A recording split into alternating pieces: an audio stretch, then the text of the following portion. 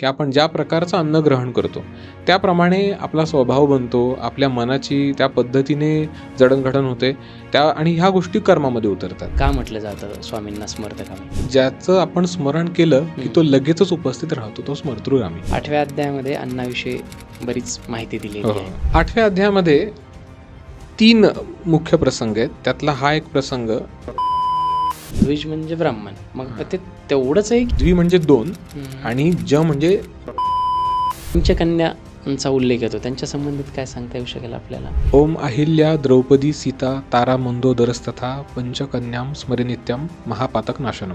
स्त्रियांनी केलेले जे सत्कर्म असतात ते नॅचरली मिळत नाहीत, संकल्पाने मिळू शकतात. स्त्रीने जर संकल्प केला की माझ्या नवऱ्यासाठी मी हे व्रत करते, असं केलं वगैरे, तर मिळू शकतं. पण नॅचरली जे आहे ते फक्त पुरुषाचं मिळत असतं. ग्रंथामध्ये विद्यारण्य स्वामीबद्दल पण सांगितलं गेलेलं आहे. हो, विद्यारण्य महर्षी, आता ग्रंथात उल्लेख केल्याप्रमाणे ग्रंथामध्ये असा उल्लेख आहे तो त्या 3 भार्यांचे स्वभाव, एक होती दुष्ट स्वभावाची, एक चंचल स्वभावाची आणि एक सात्विक किंवा शांत स्वभावाची, अशा 3 भार्या होत्या. तर त्या सगळ्या भार्या नंतर पुरुष झाल्या आणि मंदोदरी जी आहे ती नंतर स्त्री झाली.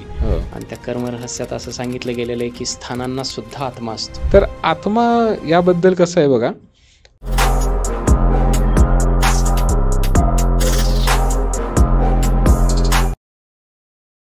नमस्कार मंडळी, मी डॉक्टर राज जाधव. महाराष्ट्राच्या सर्वात समृद्ध मंचावरती तुम्हा सर्वांचं पुन्हा एकदा खूप खूप स्वागत आहे.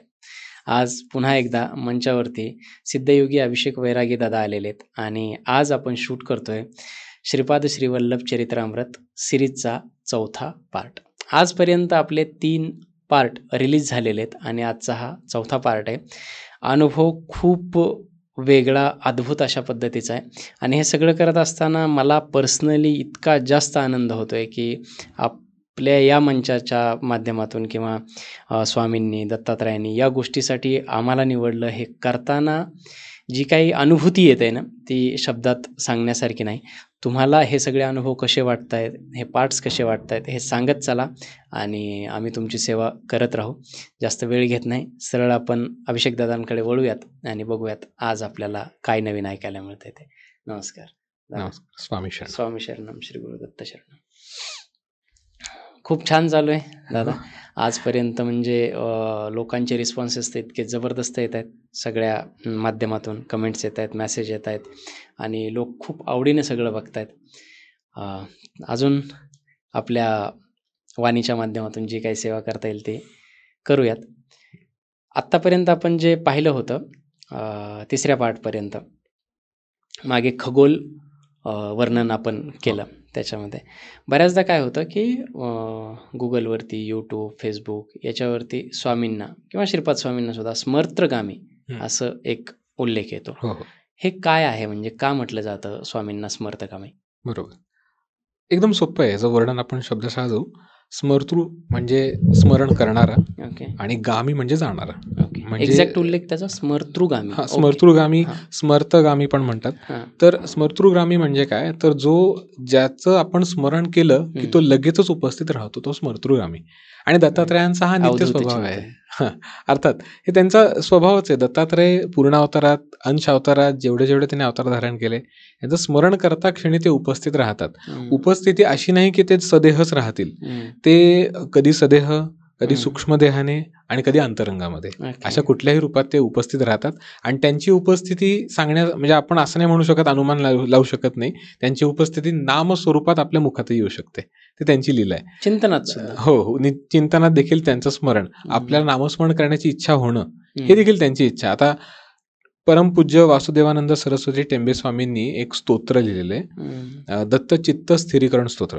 यामध्ये उल्लेख येतो, स्मर्तृगामी स्वभक्तानाम कामदो रिपुनाशनः भुक्ती मुक्ती प्रदसत्वम मम चित्तम स्थिरीकुरु. म्हणजे ते चित्त स्थिर करणारं एक स्तोत्र आहे, अतिशय सुंदर स्तोत्र आहे. त्यामध्ये हा उल्लेख आहे बघा की स्मर्तृगामी, स्मरण करता क्षणी उपस्थित होणार. आणि अर्थात श्री स्वामी समर्थ तारक मंत्रामध्ये हा उल्लेख येतो की अतर्क अवधूत हे स्मरणगामी. स्मरणगामी, स्मर्तृगामी दोन्ही एकच आहे. आणि मग पुढे अशक्य ही शक्य करतील स्वामी, आपण म्हणतोच ते की जसं आपण स्मरण करता क्षणी त्यांची उपस्थिती आपल्याला जाणवते. ग्रंथामध्येही उल्लेख येतो हा की जिकडे जिकडे, श्रीपाद स्वामी स्वतः म्हणतात आणि अनेक त्यांचे महाभक्त देखील म्हणतात की जिथे जिथे पूर्ण विशुद्ध अंतःकरणाने दिगंबरा दिगंबरा श्रीपाद वल्लभ दिगंबरा दिगंबरा दिगंबरा नरहरी किंवा नृसिंह सरस्वती दिगंबरा श्री दत्ता दिगंबरा ह्याचा उल्लेख होईल तिकडे ते सूक्ष्म देहाने उपस्थित राहणार, असं त्यांनी वचनच दिलं ते. तर बऱ्याचशा लोकांना ह्याचा अनुभव आहे. बऱ्याचशा लोकांना समूहाने जेव्हा एकत्र येऊन काही लोक भजन म्हणायला लागतात त्यावेळेला हा अनुभव येतो. आणि ह्याचे अनेक वेगवेगळे दाखले आहेत. साध्यातला साधा अनुभव म्हटलं तर अगदी दर्शकांना देखील आलेला असू शकतो की आपण अगदी भजनात तल्लीन झालोय, बराच वेळा आपण नामस्मरण करतोय आणि यामधलं विशेष करून जर दिगंबरा दिगंबरा श्री दत्ता दिगंबरा किंवा श्रीपाद वल्लभ दिगंबरा ह्याचा उल्लेख होत असेल त्यावेळेला सूक्ष्मदेहाने जर स्वामी उपस्थित झाले तर तिकडे एक विलक्षण आनंद देणारी अनुभूती येते आणि एक सुगंध येतो संपूर्ण वातावरणामध्ये. आणि हे आपोआप घडतं, उदबत्ती वगैरे न लावता बंदिस्त खोलीमध्ये देखील कुठलंही चंदन येऊ शकतं. आणि ह्यामध्येही चमत्कार असे पाहण्यात आलेले आहेत, आम्ही देखील अनुभवतो सत्संगांमध्ये देखील, की बऱ्याच जणांना वेगवेगळे सुगंध येतात, शेजारी बसलेल्या लोकांना देखील वेगवेगळे सुगंध येतात. या देखील गोष्टी घडतात. आणि याला काही चमत्कार न म्हणता आपण एक अशी अनुभूती म्हणू की जे तुम्हाला आपल्याला दत्तात्रय किती स्वरूपामध्ये दाखले देतात बघा, की आम्ही तुमच्या बरोबर आहोत. त्यामुळे स्मृतोगामी स्मरण करता क्षणी उपस्थित राहणारा म्हणजे दत्तात्रय. तर त्यांना आपण म्हणून स्मृतोगामी असं म्हणतो. ओके.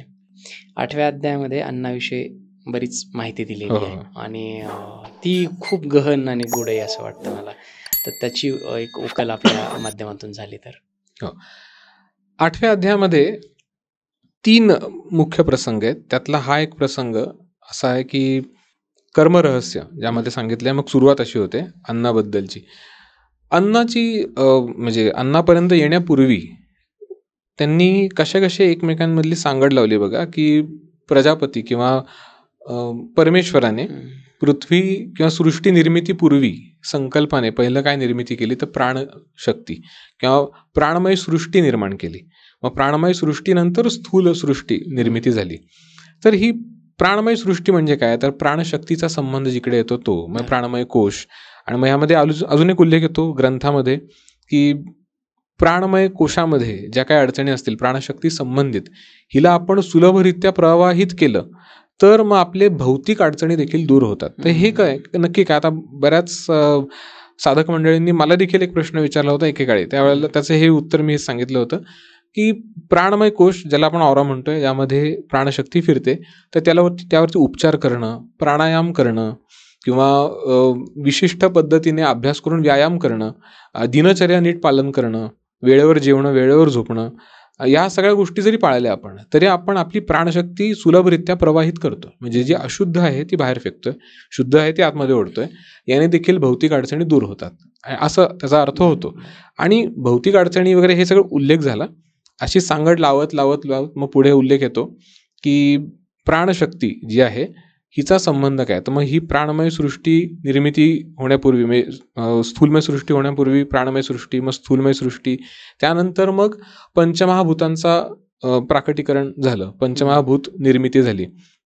पंचमहाभूतांची निर्मिती झाल्यानंतर त्यांना कंट्रोल करायला आपल्याला किंवा त्यांना आकलन करायला आपल्या म्हणजे देहांमध्ये देहेंद्रिय निर्माण झाले, ज्याला आपण पंच ज्ञानेंद्रिय आणि पंचकर्मेंद्रिय असं म्हणतो. असे टोटल 10 हे निर्मिती झाली. आणि या 10 कंट्रोल करायला किंवा त्यांना सांभाळायला आवर घालायला मनाची निर्मिती झाली. आणि मन जे आहे हे आहाराने बनतं. अशी सगळी एकत्र सांगड लावलेली आहे कर्मरहस्यामध्ये सांगितलंय. तर आहार हा सात्विक असावा असं थोडक्यात त्याच्यामध्ये वर्णन येतं की आपण जे त्यामध्ये दिल्याप्रमाणे की आपण ज्या प्रकारचं अन्न ग्रहण करतो त्याप्रमाणे आपला स्वभाव बनतो, आपल्या मनाची त्या पद्धतीने जडणघडण होते आणि ह्या गोष्टी कर्मामध्ये उतरतात. म्हणजेच काय तर आपण ज्या प्रकारचं अन्न ग्रहण करतो तर 3 प्रकृतीतले गुण सत्व, रज आणि तम या सगळ्याचा संबंध यामध्ये येतो. 8व्याच अध्यायात अजून एक उल्लेख येतो बघा की पितामह भीष्म हे म्हणतात मी अधर्माचा संघ अधर्मी लोकांबरोबर राहिलो आणि चुकीच्या संगतीमध्ये राहून त्यांच्या घरातलं अन्न ग्रहण केलं, त्यामुळे माझं रक्त कलुषित झालं आणि त्यामुळे मग माझ्याकडनं पापाचरण घडलं. आणि नंतर जसं ते म्हणजे हे सांगत असताना ते शरशय्येवर होते, शरशय्येवर असताना ते सांगत होते. आणि नंतर जसं मला आता मी या शरशय्येवर आलोय, रक्ताचे थेंब पृथ्वीवर पडले आणि त्यानंतर मला ज्ञानोदय झाला. मग याचे अर्थ वेगवेगळे निघू शकतात. अशुद्ध म्हणजे रक्त वाहून गेलं, अशुद्ध रक्त वाहून गेलं हे आहे. मगाशी आपण जे बोललो पाप देह निघून हो, गेला. ते त्यातलं एक असू शकतं. तमोगुण रजोगुण गेले, किंवा असं देखील घडतं की सत्वगुणामध्ये तमोगुण, सत्वगुणामध्ये रजोगुणांचा समन्वय हे देखील असतं. तो समन्वय सुटला हे देखील आहे. किंवा मर्मस्थळ उघडी झाली शरशयेवरती, यामुळे होऊ शकतं. तर यामध्ये त्यांनी थोडक्यात हेच वर्णन सांगितलेलं आहे की आपण कोणाच्या संगतीमध्ये राहतो आणि काय कुठल्या संगतीमध्ये राहून आपण काय ग्रहण करतो हे अतिशय महत्वाचं आहे. म्हणजे ते अन्नाबद्दल संबंधित झालं. अजून एक उल्लेख यामध्ये येतो तो म्हणजे बकरीचा बळी. म्हणजे एक उल्लेख असा एक छोटासा उल्लेख आहे त्यामध्ये की जर समजा आपण कोणाचा तरी बळी देतोय आणि बकरीचा समजा आपण बळी देतोय, उल्लेख त्यामध्ये बकरीचाच आहे. बकरीचा बळी दिला तर त्या व्यक्तीच्या मनोलहरी, तिच्या प्राणशक्ती तिची जबरदस्तीने बाहेर येते आणि तिचा संकल्प दृढ होतो आणि मग तिच्यामध्ये बदलीची भावना निर्माण होते आणि मग तो आत्मा हे सगळं लक्षात ठेवतो. प्रकृतीमध्ये सगळं त्या पद्धतीने तयार होते निर्मिती, आणि तो त्या बदलेच्या भावनेमुळे प्रकृती अशी लीला धारण करते. ज्या बकरीला कापलं आणि तिचं मटण ज्या सगळ्यांनी लोकांनी मिळून खाल्लं, ती सगळी लोक नंतर पुढच्या जन्मी बकरी होतात आणि जी बकरी होतो तो मनुष्य होतो आणि मग तो बदला घेतो. हे देखील स्पष्ट उल्लेख आहे श्रीपाद श्रीवल्लभ या आपल्या महाग्रंथामध्ये दिलेले आहे. त्यामुळे सात्विक अन्न, थोडक्यात त्यांचं असं म्हणणं आहे की सात्विक अन्न ग्रहण करावं, ज्यामध्ये कुठल्याही प्रकारचा तमोगुण रजोगुणाचा संपर्क नाहीये आणि कुठल्याही प्रकारचे लोकांचे आक्रोश किंवा मनोलहरी ज्या वाईट स्वरूपात त्यामध्ये सामील नाही आहेत, अशा प्रकारचं अन्न ग्रहण करावं असं त्याच्यामध्ये उल्लेख आहे, असं मी मानतो. तर एवढं माझं सांगणं आहे. श्रीपाद स्वामींना आजन्म द्विज असं संबोधलं गेले ग्रंथामध्ये. द्विज म्हणजे ब्राह्मण. मग ते तेवढंच आहे की याचा काही खूप गहन अर्थ आहे? बरोबर, फारच छान. द्विज म्हणजे काय? ऍक्च्युली द्वि म्हणजे दोन आणि ज म्हणजे जगत उत्पत्ती, म्हणजे जन्माला येणे, म्हणजे दुसऱ्यांदा जन्माला येणे, त्याला म्हणतात द्विज. तर द्विज म्हणजे नक्की काय? तर उपनयन संस्कार जेव्हा होतात, म्हणजे मुंज आपण म्हणतो, मौजी बंध किंवा मुंज म्हणतात, त्या मुंजीच्या वेळेला मग आपल्याला ज्ञाननेत्र जो आहे आपला तो जागृत होतो. तर अशा रीतीने आपले इथे जे समन्वय 3 नाड्यांचा झालेले आपल्या आज्ञाचक्रामध्ये, तर त्यामधून आपले काही अशुद्ध भावना किंवा आपल्या पूर्वस्मृती, मागील जन्मातल्या काही चुकीच्या स्मृती त्या निघून जातात. तर त्यामुळे त्याला द्विजत्व म्हणतात. पण हे फक्त उपनयन संस्कारांपुरतं लागू नाही होत. आपल्याला गुरु दीक्षा प्राप्त होणं, सद्गुरूची प्राप्ती होऊन सद्गुरूने विधियुक्त आपल्याला दीक्षा देणं, प्रदान करणं, आपल्याला आपला शिष्य म्हणून स्वीकार करणं, हा देखील एक दुसरा जन्म आहे. कुंडलिनी शक्ती जागृत होणं, म्हणजे नॉट नेसेसरी की तुम्हाला दरवेळेला शक्तिपातानेच कुंडलिनी जागृत झाली. तुम्ही भक्ती मार्गाने देखील करू शकता, पूर्व मार्गाने देखील आपापल्या साधना, आपापल्या नामस्मरणाची अत्युच्च अवस्था आपल्याला प्राप्त झाली की त्याने देखील कुंडलिनी शक्ती आपली जागृत होते. मागील जन्मातल्या साधना परत परिपूर्ण परिपक्व होतात, त्याने देखील होते. कुंडलिनी जागरणाला देखील द्विजत्व असं म्हटलेलं आहे. तर त्यामुळे द्विज, आजन्म द्विज, या देहात राहून दुसरा जन्म घेणं याला द्विज म्हणतात. याचे अनेक संज्ञा अजून वेगवेगळ्या देखील आहेत. म्हणजे चंद्राला देखील एक संज्ञा अशी दिलेली आहे द्विजत्वाची, की जो अमावस्येला लय पावतो, मग कलेकलेने वाढतो, त्यानंतर पौर्णिमेला परत पूर्ण आकृती धारण करतो, परत कलेकलेने कमी होतो, त्यामुळे त्याला देखील द्विज म्हणतात. पक्ष्यांना देखील द्विज म्हणतात, कारण ते देखील अंड्याच्या स्वरूपात परत निर्मिती होते आणि आपल्याला दात परत उत्पन्न होतात, त्यामुळे त्यांना देखील द्विज म्हणतात. असे काय काहींचे धारणा आहेत. पण द्विज, आजन्म द्विज ह्याचा अर्थ माझ्या माहितीनुसार किंवा माझ्या सद्गुरूंनी सांगितल्याप्रमाणे असा होतो की आपण याच देहामध्ये राहून आपले संकल्प साफ होणे, आपल्यामध्ये सेवाभाव जागृत होणे, आपल्यामध्ये सर्वांप्रती आपल्या हृदयामध्ये प्रेम भावना निर्माण होणे, हा देखील द्विजत्वाचा एक भाव आहे.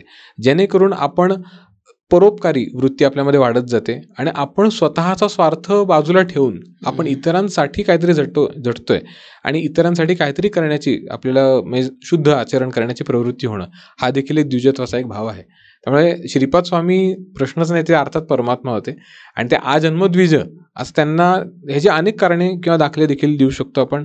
जसं की ग्रंथस्थ उल्लेखानुसार ते ज्योती स्वरूपाने उत्पन्न आले होते, ते ज्योती रूपाने आले, ज्योतिरूपाने मग त्यानंतर, आणि अर्थात नंतर ज्योतिरूपानेच त्यांनी मग कृष्णा नदीवरती अंतर्धान झाले. ग्रंथात अजून एक उल्लेख आहे की वामन अवतार जो आहे, त्याच वामन अवताराच्याच कॉन्टेम्पररी त्याच काळात वामदेव महर्षी हे देखील अवतरित झाले होते. तर वामदेव महर्षींचा देखील गुरुचरित्रात उल्लेख आहे बघा. भस्माचा जेव्हा पाठ जेव्हा येतो, भस्माचं महती सांगतानाचा पाठ जो होतो तो, तर वामदेव महर्षींचा एक उल्लेख श्रीपाद श्रीवल्लभ चरित्रामृतात येतो की त्यांना ते द्विजत्व त्यांना देखील मानले की ते देखील ज्योती स्वरूपाने आले होते. ते मातृगर्भातनं आले, त्यांनी अवलोकन केलं आणि परत मातृगर्भात जाऊन बसले. मग त्यांना सगळ्या ऋषींनी आवाहन केलं आणि त्यानंतर त्यांचं स्वागत केलं, त्यांचं वेदांनी स्वागत केलं. मग त्यानंतर ते परत अवतरित झाले. तर हे सगळे दाखले जे आहेत हे असं म्हणजे काय म्हणतो आपण, असं प्रूव्ह करतात की श्रीपाद स्वामी हे आजन्म द्विज, म्हणजे त्यांना ह्या सगळ्या गोष्टीची बंधनं लागू होत नाही. आणि अगदी सोप्या भाषेत म्हटलं तर एक व्यक्ती, ज्या व्यक्तीच्या अडचणी आहेत आणि तो जास्तीत जास्त काय करू शकतो, तो पत्रिका दाखवणार किंवा बघणार. तर त्याची पत्रिका त्याच्या ह्या आयुष्याच्या निगडीत आहे. पण याच आयुष्यात राहून, ह्याच देहात राहून दुसरा जर जन्म घेतला तर पत्रिकेतला बरेचसे जे कुप्रभाव आहेत ते कमी झाले, असा त्याचा अर्थ होतो. म्हणून उपनयन संस्कार, गुरुदीक्षा आणि कुंडलिनी जागरणाला द्विजत्व असं म्हणतात.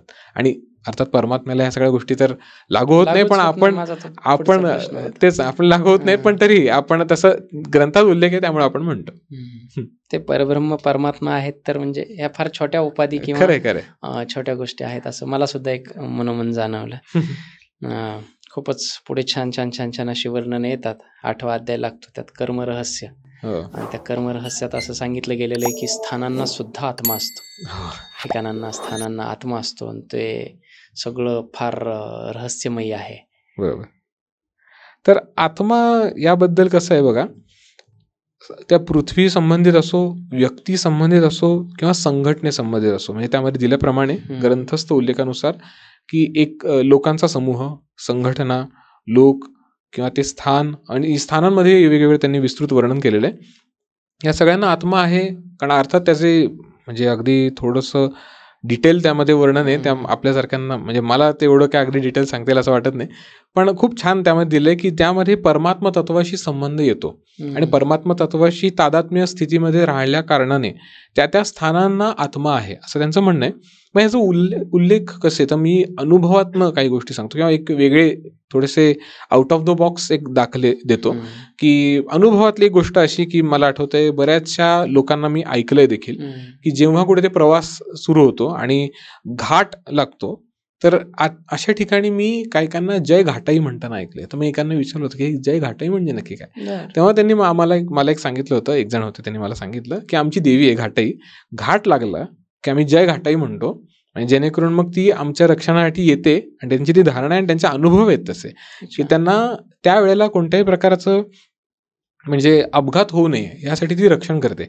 आणि जरीही अपघात कुठल्याही प्रकारचा होणार असला तर तिथे हानी होऊ देत नाही कुठल्याही प्रकारची. तर हा एक उल्लेख आहे. दुसरं तुम्ही ऐकलं असेल, बऱ्याचशा गिर्यारोहकांचं मी पाहिलंय की जे माउंटन क्लाइम्बिंगच्या आधी, किंवा मला हा प्रसंग आठवतोय, इकडे आम्ही उत्तराखंडला गेलो होतो, तिथे हा प्रसंग जास्त पाहण्यात येतो की उत्तराखंडमधलं एक उदाहरण आहे की जसं की तिथले बरेच जण गिर्यारोहक किंवा डोंगर चढण्यापूर्वी जय हेमवती म्हणतात किंवा हिमालय कन्या जी आहे तिला आवाहन करतात. म्हणजे त्या ऊर्जेशी ते एकरूप होतात किंवा त्या कनेक्शनमध्ये येतात असा त्याचा अर्थ होतो. तर अगदी एक प्रसिद्ध उदाहरण घ्यायचं म्हटलं तर एक आपण म्हणू सुपरहिट मूवी जे होऊन गेलेले आहेत, म्हणजे आता बाहुबली मूवी आहे, तर त्याच्यामध्ये जो उल्लेख येतो बघा जय माहिष्मती. तर हा जय माहिष्मती म्हणजे नक्की काय पार्ट आहे बघा. तर माहिष्मती ही देवी आहे, जय माहिष्मती. आणि आता म्हणजे आता माहिष्मती हे राज्याचं पण राज्याचंही नाव, देवीचंही नाव, राज्याचंही नाव, आणि ते स्थान आजही आहे. मध्य प्रदेश मधलं एक स्थान आहे माहिष्मती, ज्याचा राजा होता कार्तवीर्य अर्जुन. म्हणजे दत्तात्रयांचा हा फार प्रमुख शिष्यांपैकी एक शिष्य होता. आणि गंमत बघा, म्हणजे काही लोकांचे अभ्यास कसे असतात बघा. या मूवीचं ज्यांनी कोणी अभ्यास केलाय, ज्यांनी कोणी स्टोरी लिहिली आहे, जसं चित्रीकरण केलंय ते किती छान उत्तमरित्या केलंय बघा. की जे माहिष्मती म्हणतात त्या ऊर्जेशी संलग्न सगळ्यांना एकत्र करतात. आणि त्या जो मुख्य पात्र आहे त्याच्या छातीवर एक सिम्बॉल दाखवलंय बघा, घोड्याचं सिम्बॉल, अश्वाचं. तर हे सिम्बॉल का, तर दत्त पुराणानुसार जो कार्तवीर्य अर्जुन आहे तो त्याला हयहय वंशी म्हणतात. हयहय वंशी म्हणजे तो हयग्रीवाचा वंश, तर त्याला हयहय वंशी म्हणतात. आणि बरोबर हयग्रीव आपल्या सर्वांना माहिती असेल की ज्यांनी वेद आपल्यापर्यंत परत आणले सुलभरित्या, त्यामुळे वेदांना पण हयग्रीवांचं रूप देतात. सगळ्या वेदांना म्हणजे मुख, अश्वाचं मुख देतात. त्या पद्धतीने हे सगळं केलंय, संलग्न केलंय. म्हणजे ह्याचा अर्थ असाही होतो की आत्मा आहे म्हणजे ती आपली धारणा म्हणू, किंवा आपली त्या ऊर्जेशी संलग्न होणं म्हणू, किंवा आपली विचारधारा एकत्र होणं, असाही अर्थ होऊ शकतो, असं माझं मत आहे. ओके. पंचकन्यांचा उल्लेख येतो, त्यांच्या संबंधित काय सांगता येऊ शकेल आपल्याला? हो, ग्रंथात तर आहेच, विस्तृत वर्णन आहे त्यामध्ये. ओम अहिल्या द्रौपदी सीता तारा मंदोदरस्तथा पंचकन्याम स्मरे नित्यम महापातक नाशनम. या मंत्रासंबंधित खूप छान अनुभव आहेत लोकांचे. पतिव्रत्यांचे पण नाव आहे. हो. पतिव्रता स्त्रिया जगातल्या 5 यांचे नाव. बरोबर तेच सगळे. या मंत्राची एक विशेषता अशी आहे की एकतर याचं स्मरण नुसतं केलं या पंचकन्यांचं तरी आपलं महापातक नाश होतं, ह्याचं एक आहे. आणि ह्याचे अनेक लोकांचे असे दाखले आहेत, अनुभव आहेत की या जे म्हणतात की आमच्या आयुष्यात खूप कष्ट आहेत आणि खूप त्रास आहेत, तर त्यांना जसं वाटत असेल तर त्यांनी या मंत्राचं जास्तीत जास्त उच्चारण करावं. निदान रात्री झोपण्यापूर्वी जर समजा 108 वेळा हा मंत्र म्हणताय, किंवा पाणी या मंत्राने अभिमंत्रित करून मग दुसऱ्या दिवशी सकाळी थोडं थोडं करत ते समजा आपण प्राशन करत राहिलो, तर त्याने बऱ्याचशा लोकांचे अनुभव आहेत की आपल्याला बऱ्याचदा असं होतं की हे करायला लागतो, मग सगळे अडचणी एकदम आल्यासारखं वाटतं, पण नंतर हे दूर होतात, कारण ह्याने महापातक नाश होतं. ह्या पंचकन्या ज्या आहेत ज्याचा उल्लेख त्यामध्ये होतो. पहिली अहिल्या. तर अहिल्या देवीबद्दलचं जसं ग्रंथात उल्लेख केल्याप्रमाणे की ती महापतिव्रता होती आणि इंद्र तिच्यावर मोहित झाला आणि मग तो तिला स्पर्श करण्याच्या हेतूने आला होता, पण ती महापतिव्रता असल्या कारणाने तिला स्पर्श करता येत नव्हता. मग इंद्राने तिच्याच कडेने मायेची अहिल्या निर्माण केली आणि मग इंद्र आणि अहिल्या समागमी असताना मग गौतम महर्षींनी हे बघितलं त्यांना आणि गौतम महर्षींनी श्राप दिला. तर त्यावेळेला मग जी मायेची अहिल्या होती ती निघून गेली आणि जी खरी अहिल्या होती ती म्हणाली की हे तुम्ही असं कसं काय म्हणालात, कारण ग्रंथातही उल्लेख केल्याप्रमाणे की ती गौतम महर्षींपेक्षा उच्च पातळीला होती आध्यात्मिक अवस्थेला. याचं कारण असं की ती महापतिव्रता. अजून एक गोष्ट मी सांगू इच्छितो, दर्शकांनाही माहीत असावं, पुरुषाने लग्न झालेल्या पुरुषांनी यांनी केलेले सगळे सत्कर्म जे असतात हे अर्धे बायकोला मिळतातच. हे विदाऊट संकल्प कसंही असू दे, ते अर्धे मिळतातच. स्त्रियांनी केलेले जे सत्कर्म असतात ते नॅचरली मिळत नाहीत, संकल्पाने मिळू शकतात. स्त्रीने जर संकल्प केला की माझ्या नवऱ्यासाठी मी हे व्रत करते, असं केलं वगैरे, तर मिळू शकतं. पण नॅचरली जे आहे ते फक्त पुरुषाचं मिळत असतं. याचं कारण मला तेवढं माहित नाही, माझ्या सद्गुरूंनी मला सांगितलेलं आठवते, तेवढं मात्र मी सांगतो. तर हे कदाचित हे देखील कारण असू शकतं की अहिल्या ही महापतिव्रता देखील होती आणि शिवाय तिला तपोबलही प्राप्त होत असावं. आणि या कारणाने मग गौतम महर्षी 12 वर्ष ते भ्रमिष्ठासारखे फिरत होते. तदनंतर मग ते शिवार्चना करून मग स्वस्थानी मग गेले. मग त्यांना मग उकल झाली सगळ्या गोष्टींची. पण अहिल्या मात्र शिला चैतन्यात गेली. शिला चैतन्य ही अवस्था आता आपण पौराणिक दाखल्यानुसार बघतो की तिची शिळा झाली. पण मी आता हे नीट वर्णन नाही करता येते, पण शिला चैतन्यामध्ये ती गेली. मग प्रभू रामचंद्रांचा तिला स्पर्श झाला आणि त्यानंतर मग ती जागृत अवस्थेत आली. तर याचा अर्थ असा होतो की ज्यांनी आता हे समाजाच्या दृष्टीने म्हणजे पंचकन्यांचं होतं काय की समाजाने त्यांच्याकडे कुठल्या दृष्टीने पाहिलं, पण अंतर्गत त्या कुठल्या अवस्थेला होत्या हे समाजाला माहित नाही, म्हणून ह्या मंत्राची निर्मिती झाली असं म्हणू शकतो आपण. की त्यामध्ये कळतं की खरी अहिल्या ही पतिव्रताच होती, ती पवित्रच राहिली, पण केवळ इंद्राने निर्माण केलेल्या मायेच्या अहिल्याला तो स्पर्श झाला होता, जे समाजाला कळलं नव्हतं. हे म्हणजे काय म्हणू आपण, हे रहस्य बाहेर नव्हतं आलं, पण ह्या मंत्रानुसार यायला लागलं. जे अर्थात ग्रंथामध्ये उल्लेख आहे त्याचा. अहिल्या. मग द्रौपदी बद्दलचा देखील तसंच आहे की ती देखील आपण म्हणू की अयोनिजा होती. ग्रंथातही उल्लेख येतो अयोनिजा, जी अयोनी संभव, ती यज्ञातून प्रकट झाली होती. एक उल्लेख येतो बघा महाभारतामध्ये, जेव्हा हे सगळं म्हणजे वस्त्रहरण आणि ह्या सगळ्या प्रकार घडल्यानंतर जेव्हा द्रौपदी कृष्णाला म्हणते, तेव्हा कृष्ण म्हणतो, तिला द्रौपदीला सांगत असतो की तू पांचाली आहेस, तुला पंचमहाभूतांचा देखील तू त्या देखील वरच्या अवस्थेला आहे, पंचमहाभूतांचा अपमान नाही करतायत. म्हणजे असं कोण म्हणू शकतो की मी अग्नीचा अपमान केला किंवा अग्नी वाया घालवलं, पाणी वाया घालवलं, आकाश तत्व, पृथ्वी तत्व किंवा जलतत्व, वायुतत्व ह्या सगळ्यांना यांचा मी अपमान केला असं होत नाही. जर तो करत असेल तसं कोण, तर त्याचा लॉस आहे ना. तो या पंचमहाभूतांचा कधी अपमान होऊच शकत नाही, तर तुझा अपमान कसा काय होऊ शकतो असं तो वर्णन करतो. तर त्यापैकीच ती अयोनिजा आणि शिवाय ती महापतिव्रता, म्हणजे तिच्या बाबतीत जरी ह्या गोष्टी घडत असल्या तरी ती ह्या सगळ्याच पर्याय आहे. त्यामुळे हे एक दुसरं उदाहरण येतं. नाही, ते द्रौपदीच्या बाबतीत सर्वच लोक बोलतात, लेम लोक, ज्यांना की या गोष्टीची पुरेपूर माहिती नाही की एका पत्नीला 5 पती होते, मग ते पतिव्रता कशी. तर याचं उत्तर हे खूप छान आहे. हो, यामध्ये आणि ग्रंथातही याचा उल्लेख येतो. याचा उल्लेख असाच आहे की 5 पती जरी तिला होते तरी ती मूळ भार्या जी आहे ती अर्जुनाची होती आणि अर्जुनाबरोबरच ती शय्यासुख तिचं पूर्ण होतं.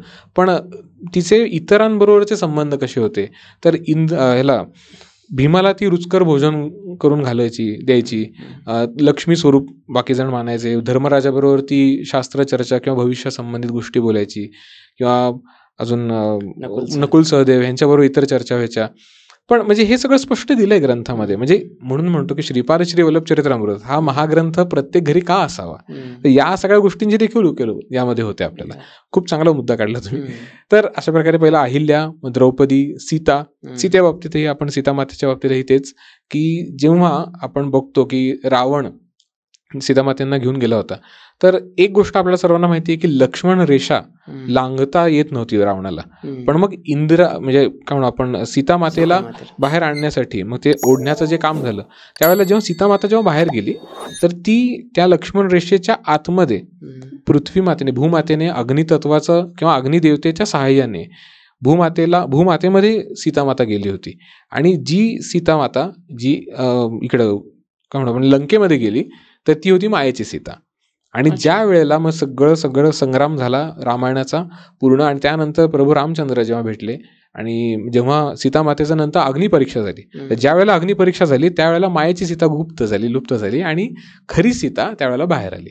तर हे देखील याचे उल्लेख श्रीपाद श्री वल्लभ चरित्रामृतात आहेच, त्या व्यतिरिक्त बऱ्याचशा ग्रंथांमध्ये त्याचा उल्लेख येतो. त्यामुळे हे देखील समाजाला माहीत असावं. त्यामुळे ती देखील महापतिव्रता, प्रश्नच नाही. आणि अर्थात पराशक्ती आपली सीतामाता, अहिल्या, द्रौपदी, सीता, मग तारामध्ये ना लोकांना कन्फ्युजन सांगतो. काय, लोकांना तारा ही दशमहाविद्येतली वाटते, तर ती दशमहाविद्येतली तारा नाही. ही तारा म्हणजे 27 नक्षत्रामधली तारामंडल, ती तारा ती.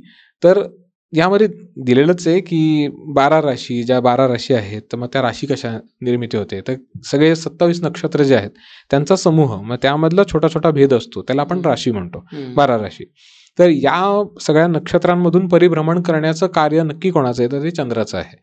आणि हे ज्योतिषशास्त्रानुसार म्हणजे त्याचा उल्लेख येतो. तर हे कर्तव्य चंद्राचं आहे, पण हे कर्तव्य गुरुचं नाही आहे, अगदी ग्रंथात दिल्याप्रमाणे. आणि मग आता लॉजिकल एक पार्ट जो ग्रंथामध्ये दिला आणि अतिशय सुंदर दिलाय, की बृहस्पती जे होते देवगुरु, तर यांचं वय जास्त होतं आणि हे थोडे प्रौढ वयाचे होते, पण ते सुंदर असणाऱ्या तारा देवीवरती ती मोहित झाले आणि मग तिच्याशी त्यांनी लग्न करण्याचा अट्टहासच धरला.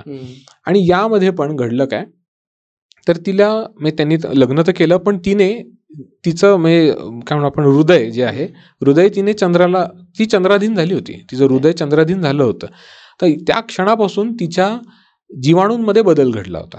आणि त्या जीवाणूंचा जो बदल आहे त्यानुसार, आणि इतर ग्रंथात खूप छान उल्लेख आहे, मला तेवढं छान नाही सांगता येणार, पण यानुसार धर्मसंमत त्यांचा विवाह होत नाही, म्हणजे बृहस्पती आणि तारेचा विवाह होत नाही. त्यामुळे, आणि अर्थात बऱ्याचशा पौराणिक दाखल्यानुसार आहे की असं म्हणतात की ह्या सगळे हे युद्ध घडले त्या दोघांमध्ये. मग देवता पण यामध्ये विभक्त झाले, काही जण चंद्राच्या बाजूने, काही जण बृहस्पतीच्या बाजूने झाले. शेवटी तारादेवी बृहस्पतींकडे गेलीच, पण त्यातून त्यांना जे अपत्य झालं म्हणजे चंद्र आणि तारादेवीला, तर त्याला बुध म्हणतात. त्यामुळेच काही जण बुध आणि गुरुच्या संयोगाला रुद्रयोग म्हणतात, काही जण त्याला मानत नाहीत, काही जण त्या योगाला योग्य मानत नाहीत, असं काही जण म्हणतात. काही जण न्यूट्रल म्हणतात, काही जण ते निगेटिव्ह म्हणतात. हे कारण असावं. तर हे तारादेवी झालं, अहिल्या, द्रौपदी, सीता, तारा, आणि आता मंदोदरच तथा. आता यामध्ये काय होतं, मंदोदरी संबंधित पण एक खूप छान उल्लेख ग्रंथामध्ये इतका सुंदर केलेला आहे की मंदोदरी ही मागील एका जन्मामध्ये एक पुरुष होती आणि तिच्यामध्ये म्हणजे तिच्या 3 भार्या होत्या आणि त्या 3 भार्यांचे स्वभाव, एक होती दुष्ट स्वभावाची, एक चंचल स्वभावाची आणि एक सात्विक किंवा शांत स्वभावाची, अशा 3 भार्या होत्या. तर त्या सगळ्या भार्या नंतर पुरुष झाल्या आणि मंदोदरी जी आहे ती नंतर स्त्री झाली. तर त्या 3 ज्या भार्या होत्या या दुष्ट किंवा चंचल स्वभावाच्या, या म्हणजे चंचल स्वभावाची जी होती ती म्हणजे वाली म्हणून अवतरित झाली, जन्माला आली. जी दुष्ट स्वभावाची होती ती रावण म्हणून जन्माला आली आणि जी सात्विक स्वभावाची होती ती म्हणजे बिभीषण म्हणून जन्माला आली. त्यामुळे मंदोदरी ही आधी चंचल स्वभावाच्या वालीची बायको होती, त्यानंतर मग ती रावणाची बायको झाली आणि त्यानंतर मग ती बिभीषण यांची पट्टराणी झाली. म्हणजे जसं ग्रंथात उल्लेख आहे तसा. ग्रंथातल्या उल्लेखानुसार त्यांनी यामध्ये सांगितले जीवाणू. मग याचा संबंध जीन्सशी येतो का सेल्सशी येतो मला लक्षात येत नाहीये, पण आपल्या मनोप्रवृत्ती, संगत, आपण आहार किंवा विचारलहरी आणि कर्तव्य ह्या सगळ्या गोष्टीचा संपर्क आपल्या जीवाणूंशी किती आहे बघा. की मंदोदरी वालीची बायको असताना, रावणाची बायको असताना, बिभीषणाची बायको असताना हिचे प्रत्येकाबरोबरचे जीवाणू वेगवेगळे होते. त्यामुळे ती तरीही महापतिव्रता म्हणून म्हणजे घोषित होते, असं ग्रंथस्थ वर्णन आहे. म्हणजे मला हे तेवढं समर्पक उत्तर देता आले की नाही मला माहित नाही, पण मी दर्शकांना सांगू इच्छितो की या निमित्ताने काय ग्रंथ पठण करा आणि त्याच्यामध्ये या सगळ्या गोष्टी जेव्हा आपण पठण करतो अतिशय सुंदर वाटतं. आणि दररोज हा मंत्र मात्र एकदा तरी स्मरण करावा पंचकन्यांचा, जेणे आपले महापातकांचा नाश होतो. त्यामुळे मी सांगण्याचा प्रयत्न केलाय. आवडलं प्रेक्षकांना तर चांगलंच. ग्रंथामध्ये विद्यारण्य स्वामीबद्दल पण सांगितलं गेलेलं आहे, त्यांच्याबद्दल आपण काही विस्तृत माहिती देऊ शकतो? हो, विद्यारण्य महर्षी, आता ग्रंथात उल्लेख केल्याप्रमाणे ग्रंथामध्ये असा उल्लेख आहे तो की तिथे माधवाचार्य नावाचे एक महान तपस्वी, एक अवलिया पुरुष तिकडे पिठिकापुरममध्ये आले होते. त्यांना विचारलं लोकांनी की स्वयंभू दत्तात्रयांची मूर्ती ही अदृश्य झालेली आहे, अंतर्धान पावली आहे, तर ती कुठे आहे, ती कुठे सापडेल? तर तेव्हा त्यांनी स्वतःहूनच असं सांगितलं. म्हणजे त्यांची एक विशेषता अशी होती, ते ज्यांच्याशी गोड बोलतील, ज्यांच्याशी छान बोलतील त्यांना काहीतरी वाईट अनुभव व्हायचे आणि ते ज्यांना शिव्या देतील, ज्यांना अपशब्द वापरतील त्यांना लाभ व्हायचा आणि त्यांचं खूप चांगलं व्हायचं, कल्याण व्हायचं, अशी त्यांची एक विशेषता होती. आणि मग त्यांना जेव्हा विचारलं काही पिठिकापुरम मधल्या लोकांनी, तेव्हा त्यांनी सांगितलं दत्तात्रय हे नदीमध्ये स्नान करतायत. आणि मग बरंच शोधल्यानंतर नदीमध्ये स्वयंभू दत्तात्रयांची मूर्ती सापडली, असा उल्लेख ग्रंथात आहे. मग ती मूर्ती स्थापन झाली, सगळ्यांना कळलं की ते सिद्ध अवस्थेतली व्यक्ती आहे. कुकुटेश्वराचं तिथली ती मूर्ती का? हो, कुकुटेश्वराच्या प्रांगणातली स्वयंभू दत्तात्रयांची मूर्ती ती जी गायब झाली होती. तर मग त्यांना म्हणजे माधवाचार्यांना घेऊन मग ते बापानाचार्युल्यांना भेटले. तिथेच त्यांना बापानाचार्युल्यांच्या घरी श्रीपाद स्वामींचं दर्शन झालं. श्रीपाद स्वामींचं दर्शन होताच त्यांना जागच्या जागी समाधी लागली. काही वेळ अशी त्यांना ती समाधी लागली आणि समाधी अवस्थेतनं मग बाहेर आल्यानंतर श्रीपाद स्वामींनी त्यांना अनुग्रह दिला, त्यांच्याशी छान संवाद साधला. आणि मग त्यांना श्रीपाद स्वामी स्वतः म्हणतात, म्हणजे हे आपण जेव्हा वाचतो, म्हणतो, ऐकतो किंवा मनन चिंतन करतो तेव्हा इतकं सुंदर वाटतं ना की श्रीपाद स्वामी हे त्या काळात, म्हणजे अर्थात त्यांनी लीला धारण केली, यांना वय नसतं आणि अर्थात ते परमात्मा, पण तरीही ते एवढे लहान असताना पण सगळ्यांशी स्नेहाळ नजरेने त्यांचे बघायचे, सगळ्यांना त्या पद्धतीने ट्रीट करायचे. इतकं छान वाटतं ना, विस्मयकारक, की ते म्हणतात माधवा तू आता विद्यारण्य महर्षी या रूपाने तू कार्य कर आणि हरिहर बुक्कराय यांच्याबरोबर म्हणजे यांना तू प्रेरित कर आणि हिंदू पताका स्थापन कर किंवा धर्माची स्थापना कर. म्हणजे विजयनगर साम्राज्याचे संस्थापक. बरोबर, विजयनगर साम्राज्याचे. यांच्याबद्दलही थोडासा एक पास्ट मधला एक छोटासा पार्ट मी सांगतो की हरिहर बुक्कराय जे होते त्यांचे वडील संगमेश्वर असं त्यांना म्हणायचे. ते कोषाध्यक्ष होते किंवा खजिनदार म्हणू आपण एका राज्याचे. त्या राज्याचे जे राजे होते त्यांचं नाव होतं कपिलदेव. आणि तिकडे मोहम्मद बिन तुगलक याने हल्ला केला आणि अचानक हल्ला झाल्यामुळे तिकडं मग सगळ्यांना म्हणजे बंदी केलं होतं काही लोकांना. तर त्यामध्ये हे दोघं होते. मोहम्मद बिन तुगलक याने सगळ्यांना जाणीवपूर्वक त्यांचं धर्म परिवर्तन करणं किंवा त्यांच्यावर अत्याचार करणं ह्या गोष्टी खूप वाढवल्या होत्या. आणि मग त्यामध्येच यांचं हरिहर बुक्कराय जे होते यांचं दोघांचंही तिथे त्यांनाही छळ झाला आणि ते जसं त्यांना एका छावणीतून दुसऱ्या छावणीत सगळ्या बंदिवानांना नेत होते त्यावेळेला ते तिकडून सुटून मग विद्यारण्य महर्षींना भेटले. आणि ही सगळी स्थिती श्रीपाद स्वामींनी आधीच आखून ठेवली होती. त्या पद्धतीने सगळं घडलं.